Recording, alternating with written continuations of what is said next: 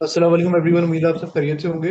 Welcome to the post market session. आज के session में हमारे साथ director share securities Mohammed Rizwan साहब मौजूद है। अस्सलाम वालेकुम रिजवान भाई। वालेकुम अस्सलाम। और रिजवान भाई, आज ओवरऑल मार्केट का सेंटीमेंट काफी बेहतर था। ऑलमोस्ट 1000 पॉइंट्स की अपसाइड के साथ मार्केट ने जो है वो क्लोज करा। तो आज की मार्केट की परफॉर्मेंस की वजह से आपको क्या व्यू है?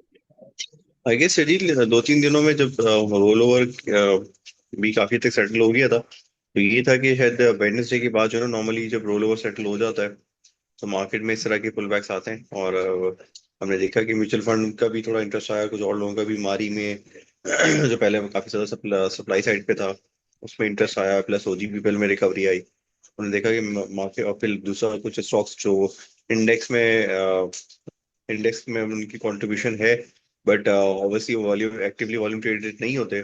उनके रिजल्ट्स अच्छे आए तो हमने देखा उनमें भी अच्छी एक्टिविटी, जैसे एटलस मुंडा का रिजल्ट अच्छा आया था, उसमें हमने देखा कि अच्छी रैली बन गई। इसके अलावा जो है दो तीन और चीजों में मुझे लगता है कि एक ऑब्वियसली एक कंटिन्यूशन थी। तो हमने देखा कि उसमें जो है और आगे फर्दर एंटिसिपेशन ये है कि इन्फ्लेशन का नंबर इस महीने का आएगा, वो भी काफी लोग मतलब आई गेस 3% के अराउंड आ रहा है।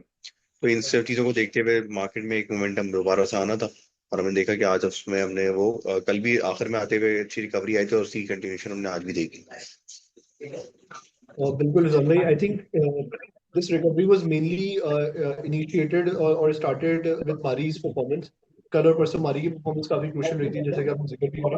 आज जो मेनली कंट्रीब्यूशन थी वो, अगर हम सेक्टर वाइज बात करें, तो सबसे ज्यादा पॉइंट्स सेक्टर वाइज जो है बैंक्स ने जोड़े टुवर्ड्स द इंडेक्स, जिसमें यूबीएल की परफॉर्मेंस बहुत अच्छी थी, नेशनल बैंक टुडे, एचबीएल में भी काफी अच्छे वॉल्यूम्स और काफी बेहतर काम हुआ। तो ओवरऑल बैंक्स के हवाले से क्या भी बन रहा है, इसमें तेजी की क्या वजह है? बेंगल फिलहाल के रिजल्ट और बेंगल अभी के रिजल्ट एंटिसिपेशन के बाद जो बाकी ओवरऑल जो इस बाकी बैंकों के रिजल्ट आने वाले हैं, उनकी एंटिसिपेशन में आज हमने देखा कि यूबीएल में भी एक अच्छी एक्टिविटी हुई, और यूबीएल आज अपने एवरआई के पास बंद हुआ। इसके अलावा नेशनल बैंक में भी जो पेंशन फंड के बाद एक करेक्शन आई थी, उसके बाद उसने अपना एक अच्छा कम बैक किया, और 58-59-60 रुपीज के बाद आज वो 70 रुपये के ऊपर के ताले बंद हुआ।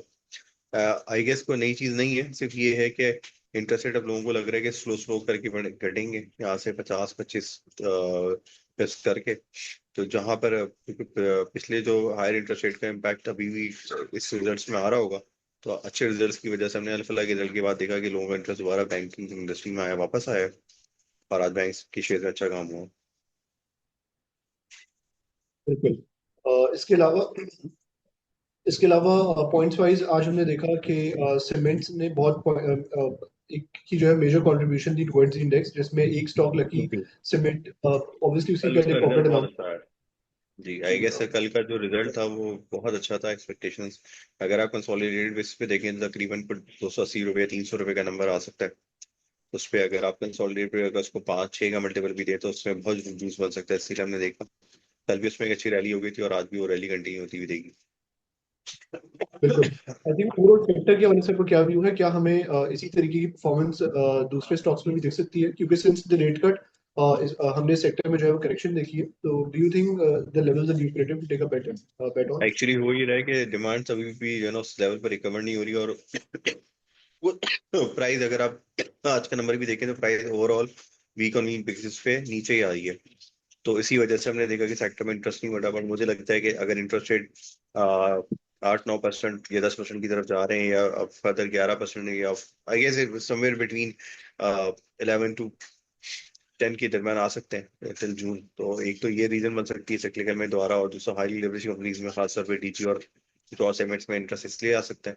दूसरा मुझे लगता है कि जिस तरह कंस्ट्रक्शन के पैकेजेस की बात हो रही है और इस तरह उसमें पुश करें, तो मेरे ख्याल है इसमें इंटरेस्ट आ जाएगा। ऑल्दो इस वक्त जो है नॉर्मली ये जनवरी फरवरी के जो मंथ्स होते हैं, ये सीमेंट्स की सेल वगैरह बहुत अच्छी नहीं होती है, इसीलिए हम सेल में भी डिक्लाइन है, और आई गेस प्राइस भी अभी फर्दर टूटी है। लेकिन मुझे लगता है कि गोइंग फॉरवर्ड अगर मार्च ऑनवर्ड बात करें तो शायद थोड़ी सी डिमांड भी आती हुई लग रही है, और शायद प्राइस भी इस लेवल पर स्टेबल हो जाएंगे। बिल्कुल। इसके अलावा मंडे को जो है वो एक अहम अनाउंसमेंट है इन्फ्लेशन के फिगर्स की, जनवरी के। दिसंबर के इन्फ्लेशन के फिगर्स भी बहुत अच्छे थे। Do you expect any further decline in जनवरी के फिगर्स?